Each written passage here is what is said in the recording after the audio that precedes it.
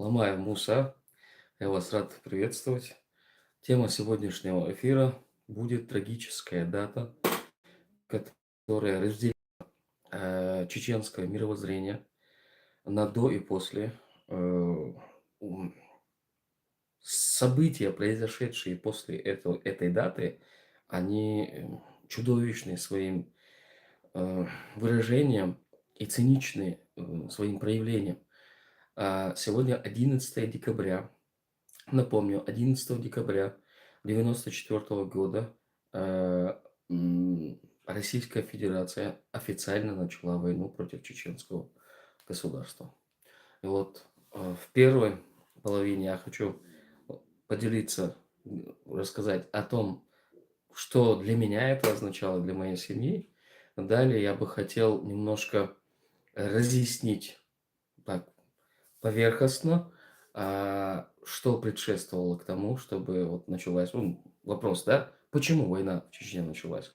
А далее я бы хотел зачитать одну очень интересную статью с фактическим материалом, который, на мой взгляд, очень хорошо объясняет положение дел и отношения Российской Федерации к чеченскому народу.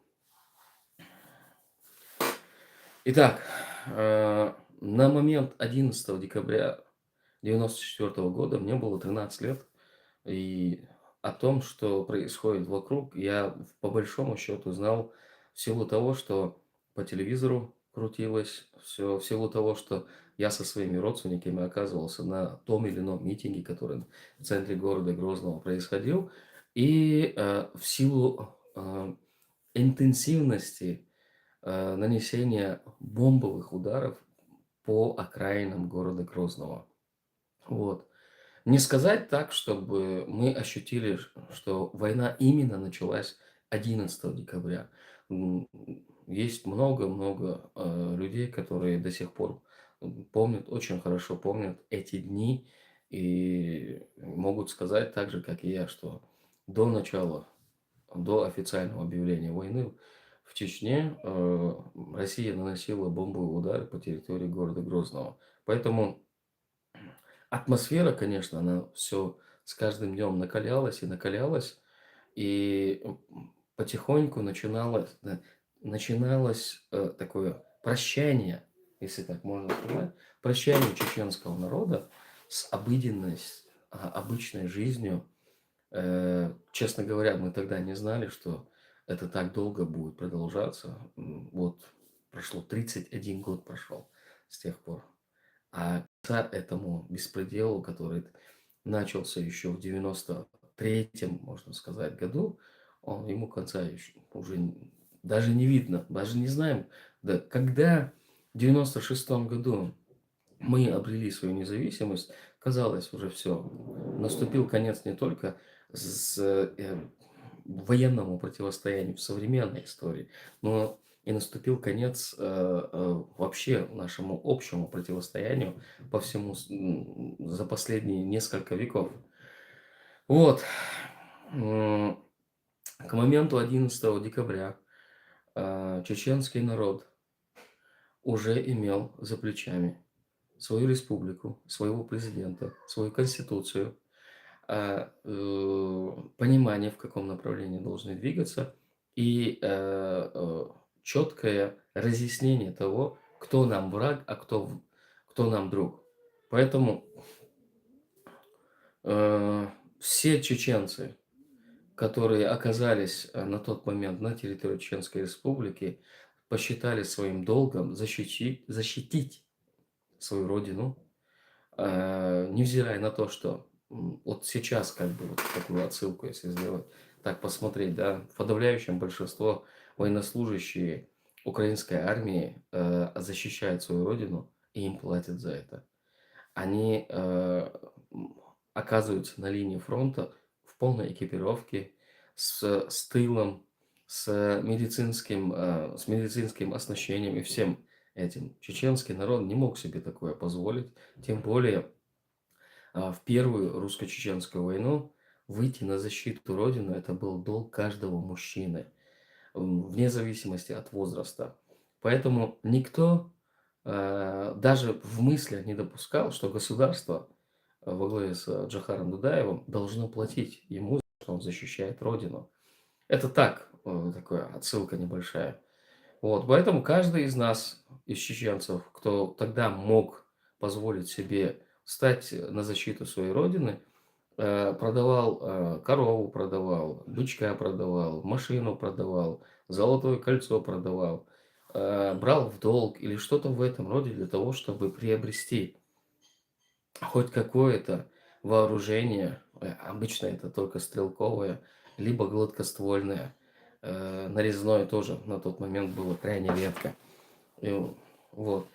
И, и выходили на защиту своей родины.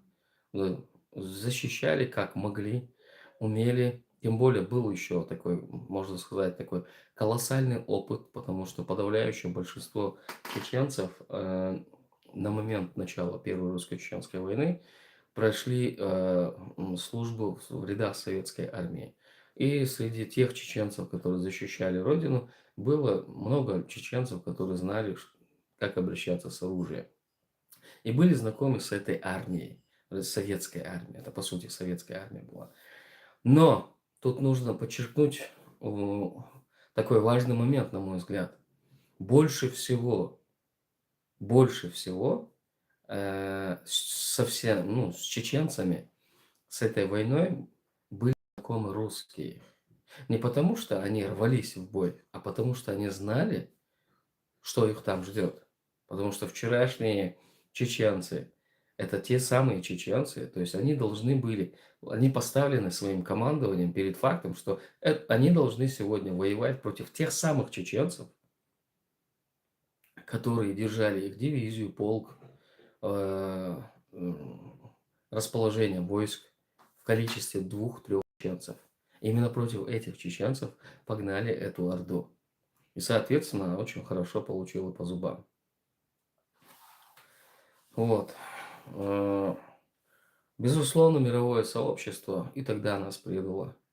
Безусловно, мировое сообщество сквозь пальцы смотрело на то, что происходит в Чечне. Несмотря на то, что на тот момент было дико, да, после Второй мировой войны, после Афгана, было дико видеть и слышать, и понимать, что российская, советская на тот период, советская авиация наносит ракетно-бомбовые удары по густонаселенным жителям Чечни. Практически переставали существовать. Я уже молчу о том, во что они превратили город Грозный. Буквально за месяц боев, городских боев, во что они превратили. Вот. Мне в руки попалась очень интересная статья. А тут такой возникает вопрос, да? А как так получилось, что война в Чечне началась? Вот почему? Какие причины? В чем причины? Из таких громогласных, из людей, у которых есть большая аудитория, такие как Невзоров, например, да, без зазрения совести говорят, что Чечня была в составе Российской Федерации. Поэтому они пытались выйти из состава Российской Федерации, и на фоне этого произошла эта война. А, Мне смешно, с одной стороны, ведь этот человек, Невзоров, если отвлечься на его личность, это человек, который на тот момент был в системе, поддерживал российскую армию, говоря такие фразы, как в Первую русско-чеченскую войну, именно в войне против чеченцев куется новая российская армия. Более того, этот человек участвовал в демонизации чеченского народа, не отдельных личностей чеченского народа, а именно демонизации чеченцев участвовал. Это всем известное Чистилище, всем известно вот это Гюрза и прочая ерунда, которую он снимал, которая была рассчитана для российской публики, и очень негативно она отразилась на всем чеченском народе. Вот. Если посмотреть причинно-следственную связь, как, когда и почему происходило то, что происходило, то Есть очень интересная статья «Концепция национальной государственной политики ЧРИ» называется. Я не буду ее все зачитывать, она очень большая, длинная, емкая такая статья. Кто хочет ее, может прочитать. Я запостил ее на своем телеграм-канале. Вот, мне бы хотелось просто сейчас в этом эфире затронуть, то есть вспомнить, чтобы все вспомнили даты, события, которые происходили в период развала Советского Союза и возникновения нашего государства.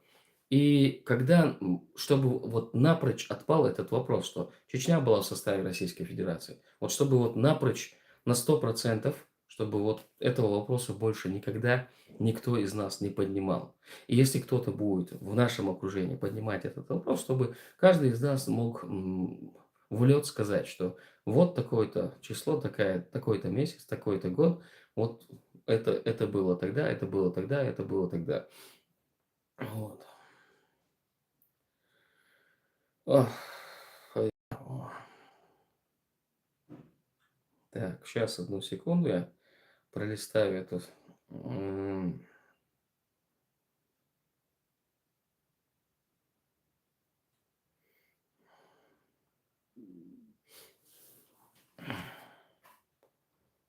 Так.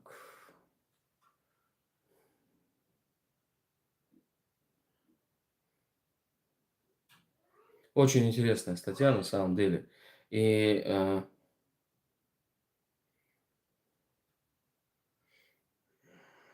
так,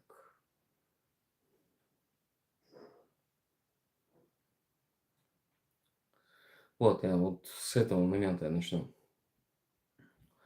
К 90-му году чеченский народ, перенеся невиданные тяжкие испытания в борьбе с русизмом, потеряв 60% населения в результате депортации 1994 года, находящиеся на 73 месте по показателям социально-экономического развития среди субъектов СССР, сумел сохранить главные духовные качества, дарованные самим Всевышним.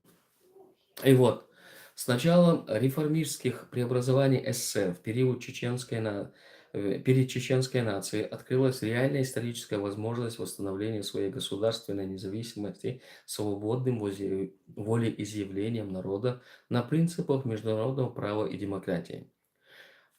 Я прошу вас акцентировать внимание на даты. Это очень важно, потому что именно датами апеллируют те люди уровня Невзорова и прочих, даже вот взять оппозицию российскую сегодняшнюю, даже она как бы не допускает и мысли о том, что Чеченская Республика не могла быть в составе Российской Федерации. Она 100% с самого, можно сказать, возникновения чеченской нации находилась в руках Российской империи, царской империи Советского Союза и сегодняшней Российской Федерации.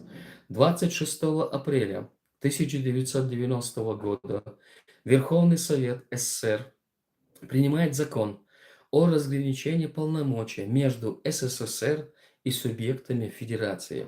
В статье 1 указанного закона сказано, что автономные республики и советские социалистические государства являются субъектами СССР. 12 июня 1990 года одна из 15 союзных республик бывшего СССР, Российская Федеративная Социалистическая Республика, сокращение СФСР, приняла декларацию о государственном суверенитете СФСР в составе СССР, декларировав право народов на свой суверенитет и независимость. Согласно положениям этой декларации, автономным республикам, насильственно присоединенным к СССР в советский период, предоставлялось право провозглашения своего государства. Этим правом попытались воспользоваться несколько народов – татарский, башкирский и некоторые другие.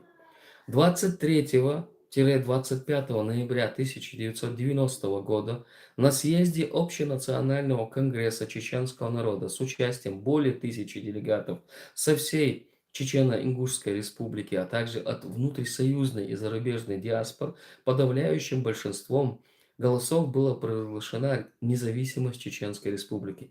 Подчеркиваю, 23-25 ноября 1990 года.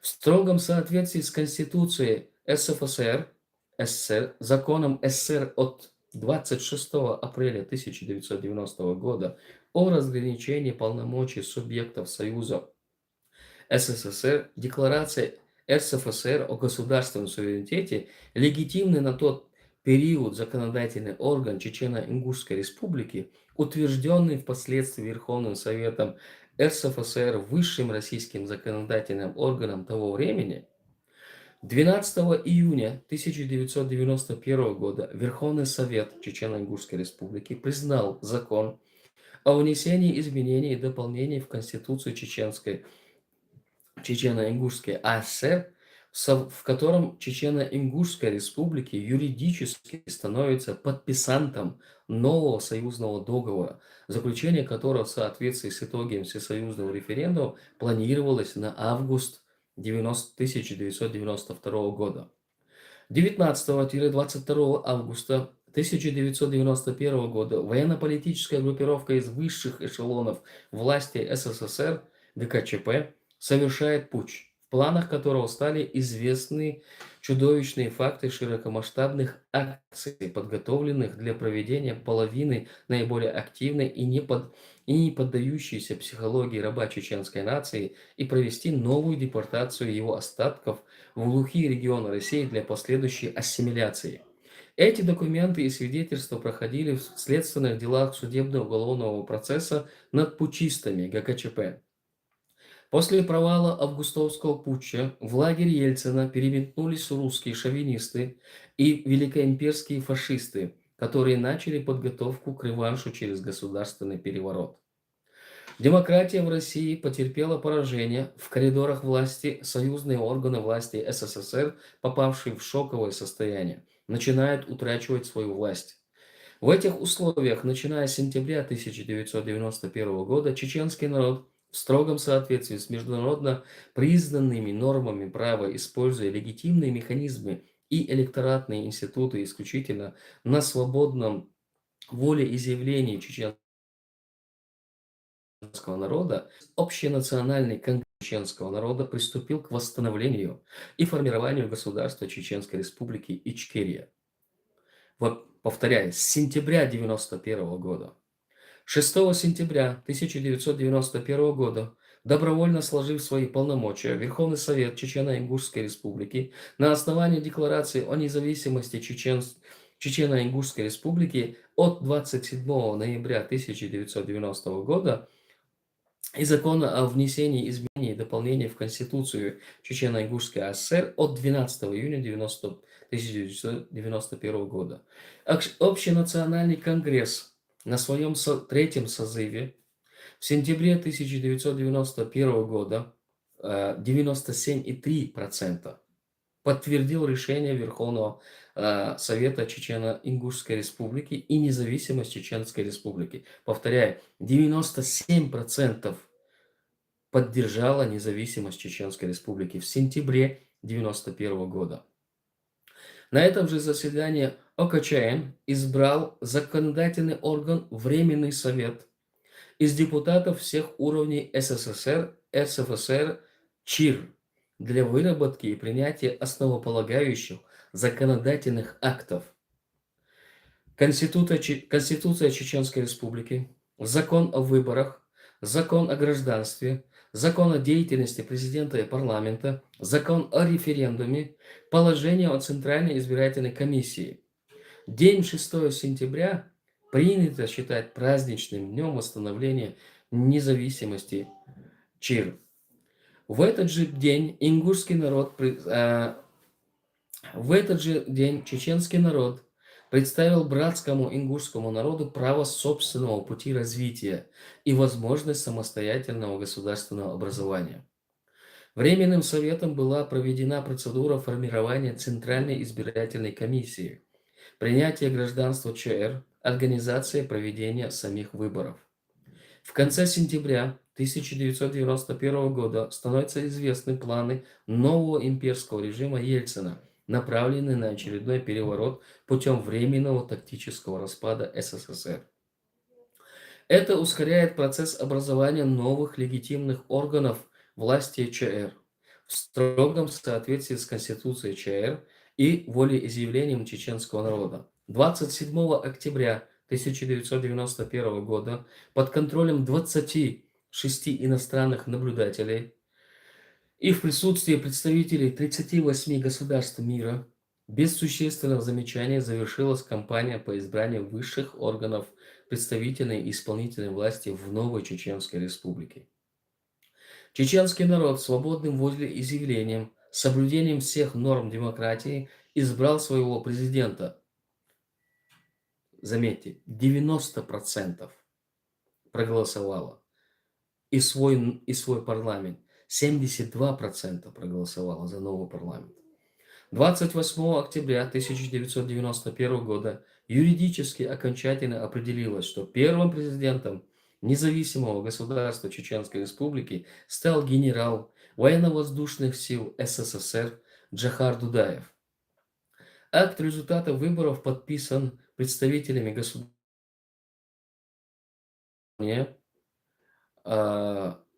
1 ноября 1991 года Чеченская Республика де-юре закреплена как независимое государство в соответствующих документах президента и парламента ЧР. Ингушский народ, избравший иной путь своего развития, остался в составе РСФСР. К этому времени режим Ельцина окончательно формируется как партия самой чудовищной, человеконенавистнической идеологии русизма и становится на путь насильственной колонизации народов новой истории. В ночь с 8 на 9 ноября, накануне назначенной инаугурации президента Чеченской Республики, вооруженными силами РСФСР была совершена первая агрессия против молодого государства Чеченской Республики. Отборные российские военно-воздушные десантные силы были брошены для подавления чеченского свободолюбия и осуществления новой попытки реализации старых планов по уничтожению и депортации чеченцев. Практически весь народ поднялся на защиту своей независимости и выгнал российского агрессора с чеченской земли. Я сегодня разговаривал со старшим поколением. Они очень хорошо помнят вот эти события 8-9 ноября, где на территорию Ханкалы был брошен десант. Этот десант был блокирован и обезоружен. То есть попытка вот такого насильственным путем свергнуть все на самом начале, она провалилась. Потерпев позорное поражение, российский правящий режим временно отступил и затаился, опасаясь навредить успешному проведению готовящего в это время переворота по свержению власти в СССР. С этой целью 8 декабря 1991 года 3 руководителями союзных республик Ельцин, Россия, Кравчук, Украина, Шушкевич, Белоруссия, были подписаны так называемые Беловежские соглашения, которые деанонсировали договор о союзе СССР от 1922 года, признав незаконность данного государственного образования, возникшего вследствие большевистского переворота 1917 года. РСФСР объявила себя правопреемником СССР. Безусловно, юридически этот факт был нелегитимен как с точки зрения международного права, так и по законодательству СССР, поскольку из состава СССР можно выходить только отдельным республикам или группам республик. А СССР продолжал существовать до тех пор, пока оставались в нем хотя бы 2 республики. Тем не менее, мировое сообщество приветствовало это решение, так как распадалась ненавистная всем Советская империя. В оценке данного события воспользовались принципом, что из 2 зол выбирает, как известно, меньшее. Следует отметить и то, что 17 марта 1991 года был проведен всесоюзный референдум, на котором подавляющее большинство населения высказалось за сохранение СССР. При этом ЧР и Балтийские республики вообще не принимали в нем участие. Чеченский народ никогда не признавал себя ни Российской, ни Советской империей. Еще 17 августа 1917 года, за 2 с лишним месяца до большевистской революции, чеченцы, восстановив утраченную независимость, твердо заявили о своем собственном политическом выборе. Из этого вытекало, что Беловежское соглашение славянских государств, реалии которого признало мировое сообщество согласно международному праву, автоматически подтверждало и чеченскую независимость. 12 марта 1992 года Чеченская республика принимает свою конституцию, а российские руководители еще тогда работают над новым, ставшим впоследствии камуфляжным договором о создании Российской Федерации на базе ее бывших административно-колониальных территорий. Таким образом, с принятием и вводом в действие Конституции чеченский народ восстановил насильственно прерванную государственную независимость. Статья 1 Конституции ЧРИ гласит: в ЧРИ суверенное демократическое правовое государство, созданное в результате самоопределения чеченского народа, и тем самым закрепляет субъектность международного права. 13 марта 1991 года легитимное правительство Грузии признает независимость Чеченской Республики. 31 марта в Москве в принудительном порядке был подписан новый федеративный договор, закрепляющий новые колониальные статусы российских народов и декларирующий новое государственное образование Российская Федерация. С данного момента РСФСР перестала существовать. Чеченская республика этот федеративный договор не подписала. Это и является ключевой. Чечня никогда не входила в состав Российской Федерации. В силу того, что этот договор не был, федеративный договор не был подписан. В то время отказались поставить свою подпись Татарстан и Башкортостан. Хотя впоследствии они все же это сделали. Таким образом, и де-факто, и де-юре Чеченская республика с тех пор уже никак не входит в состав Российской Федерации. При этом произошел юридический ляпсус. В России не только не выполняются принятые законы, но и принимаются без достаточно необходимой юридико-правовой экспертной оценки. Наглядный пример тому, как без должного легитимного образования президент РСФСР, избранный методом опроса населения в отдельных регионах России, был одномоментно пересажен в вакантное кресло президента Российской Федерации.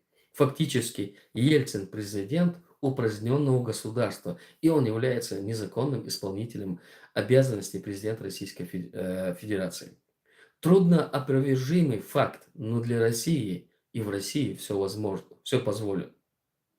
С 12 по 14 марта в Дагомысе проведена встреча уполномоченных делегаций от правительств РСФСР и Чеченской Республики, на которой подписан протокол рассмотрения вопроса признания Чеченской Республики независимым государством. С апреля 1992 года Россия, признавая независимость Чеченской Республики, начинает осуществлять ряд мер, направленных на финансово-экономическое и политическое блокирование с целью удушения молодого чеченского государства. Несмотря на все виды блокады, трудностей и проблем, создаваемых Россией, сформировалось крепкое государство, построенное исключительно на демократических принципах, в строгом соответствии с международным правом, завоевавшим высокий авторитет признания мирового сообщества. К лету 1994 года уровень жизни в Чеченской Республике намного превысил российский и стран СНГ норматив. И это при том, что еще 5 лет назад Чечено-Ингушетия занимала по своему социально-экономическому развитию последнее 73-е место в СССР и РСФСР. Чеченский народ своим трудом и упорством еще раз доказал всему миру, что только самостоятельность от деспотичной имперской России ведет к полноценному развитию порабощенного ею народа. 25-28 мая 1992 года проведена встреча правительственных делегаций РСФСР и ЧР, на которой подтвержден протокол, принятый в Дагомысе, и необходимость продолжения переговоров. 26 мая 1992 года Чеченская Республика подписала межправительственное соглашение с властями России о выводе российских войск с территории Чеченской Республики. 4 июня 1992 года Верховный Совет Российской Федерации принимает закон об образовании Ингушской Республики в составе Российской Федерации. При этом отсутствует какое-либо упоминание о Чеченской Республике, что де-факто также подтверждает признание Москвой независимости Чеченской Республики.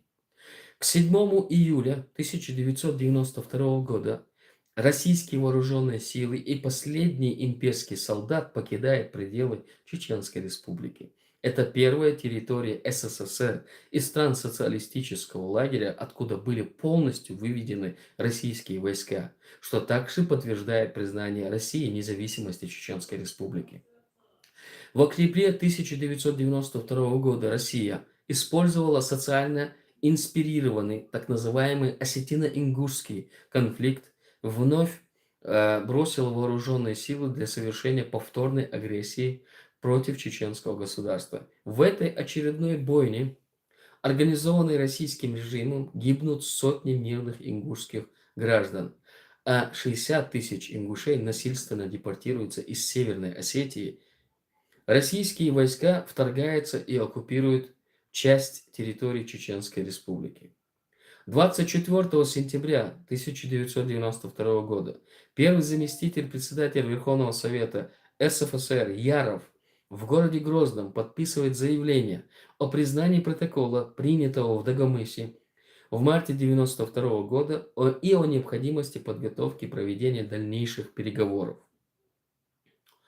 Во избежание военного противостояния сторон и неприменения силы в дальнейшем заложении фундамент под будущий договор между Чеченской Республикой и РСФСР в сентябре 1992 года были проведены переговоры и подписан протокол о выводе войск и неприменении силы. Этот юридический акт является подтверждением признания российской стороной Чеченской Республики как независимое государство. Оставалось немного достигнуть окончательного подписания договора о взаимном признании и регулировать межгосударственные отношения на уровне глав двух государств. Но одержимая реваншем на закрепление имперского режима правящая верхушка России танками и артиллерией расстреляла Белый дом и находящийся в нем парламент, несмотря на то, что этот факт попирал все международные нормы права и морали, ООН и мировая общественность, зашоренные российской демократией, вновь развели руками. После расстрела парламента в России наступает тоталитарный кровавый режим правления. В Кремле всегда правил режим, и каждый навязывал народу его конституцию. Следуя этому правилу, Борис Ельцин, по примеру своих предшественников, разрабатывает и создает новую, удобную для его режима конституцию. С начала 1993 года российский правящий режим приступил к реализации заранее подготовленной программы геноцида над чеченским народом. Были пущены в ход блокады, диверсии, терроризм, провокации, вооруженные акции, ложь, клевета. В Конституцию, принятую 12 декабря 1993 года, методом опроса населения некоторых регионов России, Чеченская Республика Ичкерия вновь вносится как часть территории Российской Федерации. Это вопиющее правовое нарушение, единственный прецедент в мире, остается без какого-либо внимания со стороны ООН и мирового сообщества. Если бы в проект Конституции Российской Федерации России было бы внесено, что, например, Аляска является составной частью России, конечно, не спрашивая об этом жителей самой Аляски, то российский избиратель, русский обыватель, не привыкший к демократическим электоратным юридико-правовым нормам, больной шизофренией, манией господства, естественно, без малейших колебаний проголосовал бы и за это. Волеизъявление народа и избирательное право при нынешнем режиме России не только извращены, но и разгульно развращены. Вот этот абзац сегодня в современной истории, в современном мире, мы видим, как Российская Федерация, попирая все международное право, нагло вписала в свою конституцию, даже, можно сказать, сколько? 10-15% оккупирована эта территория Украины. Не владея даже 80, более 80% территории, они нагло вписали это в свою конституцию. То же самое они сделали и с нами еще в начале 90-х, по примере того, что я сейчас озвучил. Практически весь 1994 год российский режим реализовал разработанный реваншистский план по уничтожению чеченского государства и геноцида его народа. В российских массовых средствах информации раскручивалась оголтелая, разнузданная античеченская пропаганда. Российскими спецслужбами и силовыми министерствами осуществляется целый ряд чудовищных по своей жестокости и цинизму провокаций, терроризма, нанесением диверсий с гибелью мирных жителей, нанесением колоссального ущерба народному хозяйству. Масштабно развертываются репрессии к чеченцам на всей территории Российской Федерации и стран СНГ. На закрытом межведомственном совещании в Москве 25 августа 1994 года принимается окончательное решение о приведении чудовищного плана в действие в газете «Сегодня» от 13 сентября 1994 года, который готовился в течение 8 лет. Газета «Кавказ», номер 256. 26 ноября 1994 года преступный военно-политический режим под видом оппозиционных сил совершает военную агрессию против Чеченской Республики Ичкерия. Вооруженные силы России в составе более 6 тысяч человек, военнослужащих российской армии и наемников, около 200 единиц бронетехники и при поддержке авиации вторгается в столицу Чеченской Республики Ичкерия, город Грозный. Это была третья военная агрессия России только за последние 3 года против чеченского государства. В ходе ожесточенного 6-часового боя наземные силы агрессора были наголову разбиты, военная техника и снаряжение полностью уничтожены. Сотни российских солдат и офицеров взяты в плен, продолжая широкомасштабные военные акции. 29 ноября Борис Ельцин предъявляет чеченскому народу ультиматум с требованием сдать оружие к 15 декабря 1994 года. Это на то, это, вот этот ультиматум Ельцин не помешал, ему не помешало сделать ультиматум чеченскому народу по преддверии, по факту того, что чеченский народ, то есть наши добровольцы, ополченцы, они захватили в плен российских военных, показывая их всему миру. И российская военная сторона отрицала, что российские военные присутствуют на территории Чеченской Республики. По факту, первые зеленые человечки появились именно 26 ноября 1994 года. И 30 ноября 1994 года Борис Ельцин подписывает секретный указ 2137-С, наверное, скорее всего, согласно которому российским войскам предписывается совершить специальную военную операцию против чеченского государства.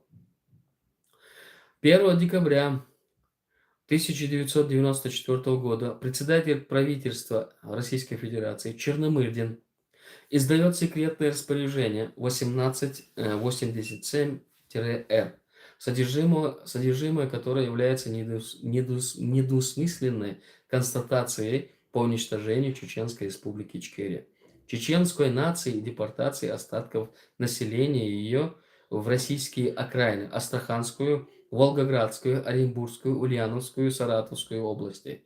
То есть рассредоточение на огромных пространствах. Слово «депортация» в документе заменено словом «эвакуация», а сами эвакуируемые закрепляются там постоянно, безвозвратно. Планы по депортации, ассимиляции и русификации чеченского народа получают свое дальнейшее развитие и в постановлении правительства России номер 1360 от 9 декабря 1994 года.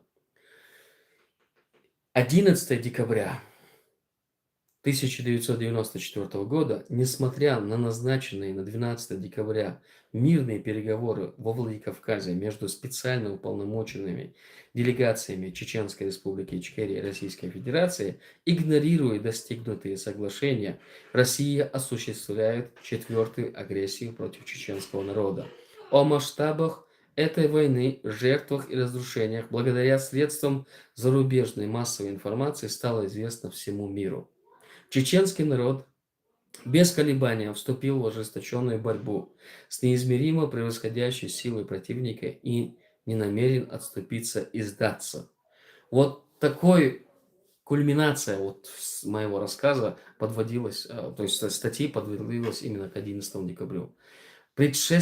Все, чтобы к 11 декабря, вот я озвучил тут основную часть того, что происходило до начала военных действий 11 декабря 1994 года. Вот, поэтому, что можно сказать? Прошло 31 год прошел. Мы боролись за свою независимость. Большая часть тех, кто сражались, та часть, которая не погибла, в Первую русско-чеченскую войну, к сожалению, была поставлена перед фактом погибнуть в период Второй русско-чеченской войны. Наша борьба продолжалась долгие годы. И продолжалась до тех пор, физически имеется в виду на территории Чеченской Республики, до тех пор, пока физически Российская Федерация не уничтожила последнего бойца сопротивления на территории Чеченской Республики. То есть в этой борьбе российская военная машина применила все, абсолютно все. Казалось бы, да, после вот чудовищных актов геноцида, чудовищных актов убийства, чеченцев убивали, я не знаю, вот по всем материалам, которые мне были доступны, и по всем материалам, которые я изучал, нас убивали.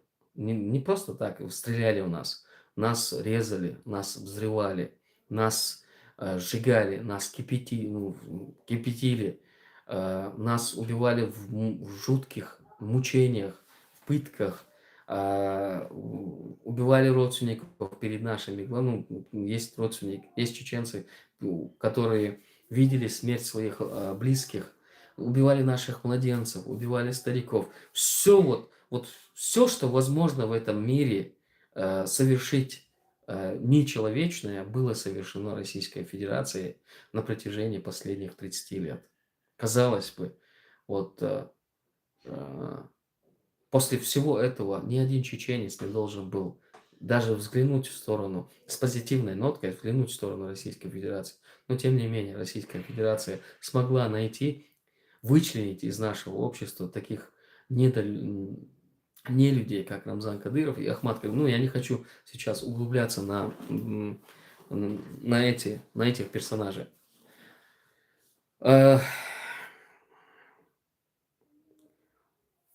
Наша борьба,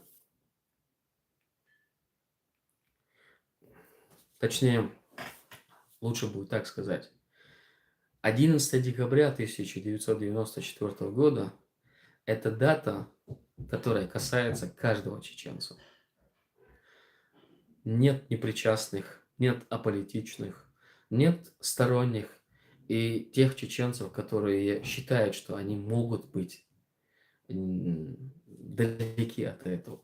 11 декабря касается всех, абсолютно всех. Вне зависимости от того, на какой стороне находится чеченец, вне зависимости от того, каких политических взглядов он придерживается, вне зависимости от того, хочет он этого или нет, но 11 декабря касается всех.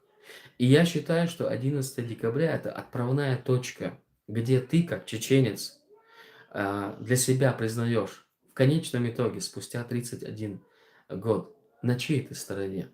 Ты остался верен своей присяге, ты остался верен своему народу, Ты остался верен борьбы своего народа, в многовековую борьбу, многовековую борьбу своего народа. Либо ты продался, устал, опустил руки, согласился с этим режимом. Вот это и есть отправная точка, на мой взгляд, в современной истории для чеченского народа. 11 декабря. Вот. На этой ноте я бы хотел завершить этот эфир. Для меня важно было выступить, важно было зачитать эту статью. На мой взгляд, это важно напомнить всем чеченцам о том, что 11 декабря нас не разбирали. Хороший ты, плохой ты, за Россию, против России, какие-то у тебя убеждения есть или нет. Это не рассматривала Россия. Российская Федерация, как только укрепилась как государство, первое, что сделала, это пошла войной против чеченского народа. Именно против чеченского. Они определенной массы, определенной категории. И я считаю, что каждый, кто сегодня сюда, на этот эфир пришел, вне зависимости от того, чеченец он или нет, для него должно вот этот вопрос была в составе Чеченской Республики Российской Федерации или нет, он должен отпасть. Чеченская Республика, повторяю еще раз, Чеченская Республика никогда не была в составе Российской Федерации, не подписывала никакой федеративный договор. Нас с самого начала чеченский народ находится в оккупации. Да, нам в 1996 году удалось освободиться от оккупации, но в конечном итоге к 1999 году Российская Федерация сделала так, что снова пришла с войной. Но об этом в следующем эфире, об этом это совершенно другая тема. Сегодня в завершении мне бы хотелось поблагодарить каждого чеченца, который, невзирая на свое состояние, невзирая ни на что, вышел, кто с пустыми карманами вышел, кто с одной гранатой вышел, кто вышел с бердянкой, кто вышел с двухстволкой своего деда, кто вышел с автоматом, кто с пистолетом, но каждый из них вышел на защиту своей родины. И сегодня, 31 год спустя, я и такой, как я, чеченец, могу гордо ходить по этому миру с гордо поднятой головой. И никто в этом мире, никто, абсолютно никто, кто бы он ни был, какая бы политическая группа это ни была, никто не имеет права в сторону нас указывать пальцем. Потому что чеченский народ, во-первых, а, без каких-то предпосылок вышел на защиту Родины, даже невзирая на то, что весь цивилизованный мир, вот этот мир, глубоко наплевал на чеченскую трагедию, продолжал бороться до последнего бойца сопротивления. До последнего. В мире очень мало государств, у которых есть как минимум 5 глав республик, ушедших в мир иной, защищая свою родину. В мире очень мало таких государств. И у нас есть такая история. Имея такую колоссальную историю, никто не имеет права нам что-то в укор сказать, даже просто с какой-то ухмылкой в нашу сторону посмотреть.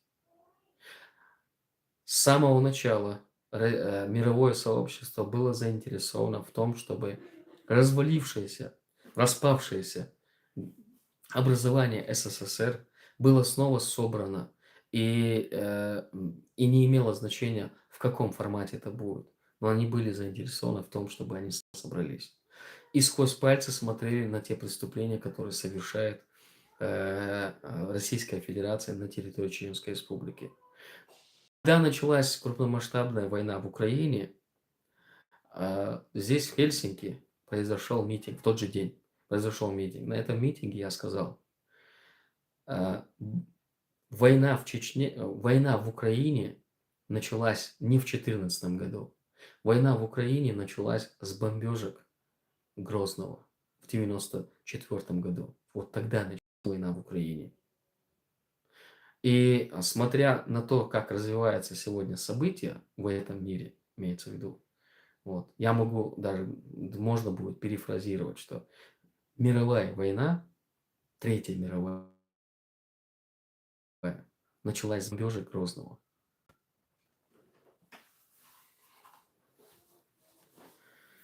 Вот. Дәл декал бойл ойдамел қылыныш, дөхат уан болш. Дәл декал бойл боқт уан баллай, я, ой почал квогватош.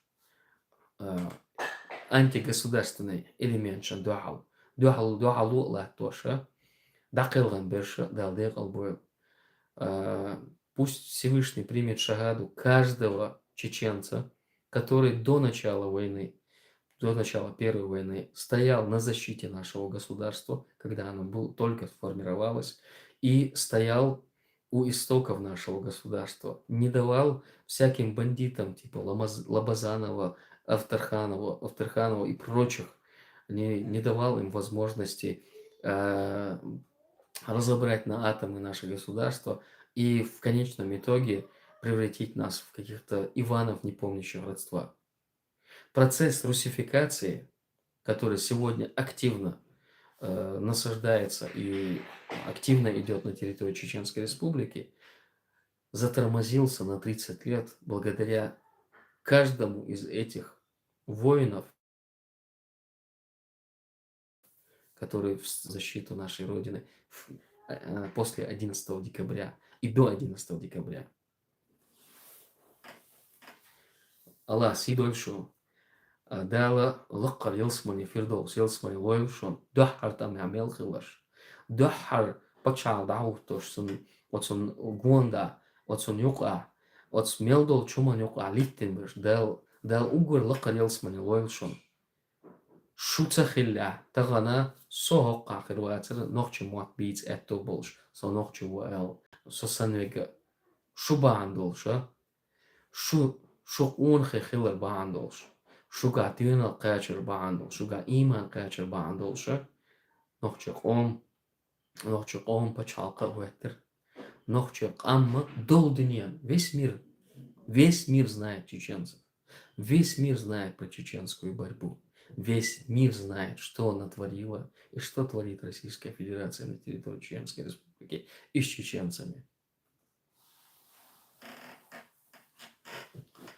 Вот, и дух Сашугайл. Вот это я хотел сказать. Я думаю, на этой ноте можно будет завершить эфир. У нас он почти час идет. Вот. Так что борьба продолжается. В конечном итоге чеченский народ обретет, заново восстановит свою независимость. Основной процесс создания государства, он сделан еще в 90-е, в начале 90-х годов. Сейчас нам просто нужно деоккупировать нашу родину и восстановить нашу государственность.